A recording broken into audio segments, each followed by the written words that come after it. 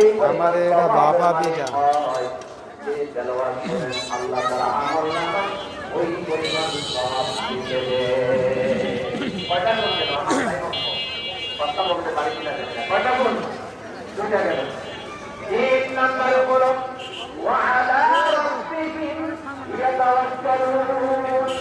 ইমানদার ওই ব্যক্তি, পরিপূর্ণ ইমানদার ওই ব্যক্তি যে সর্বদাই আল্লাহর উপরে ভরসা করে। মুমিন মুসলমানরা ভরসা করে কার উপরে? আরো জোরে বলেন কার উপরে? আফগানিস্তান যখন স্বাধীন হয় নাই, আমেরিকা আফগানকে ধ্বংস করার জন্য 3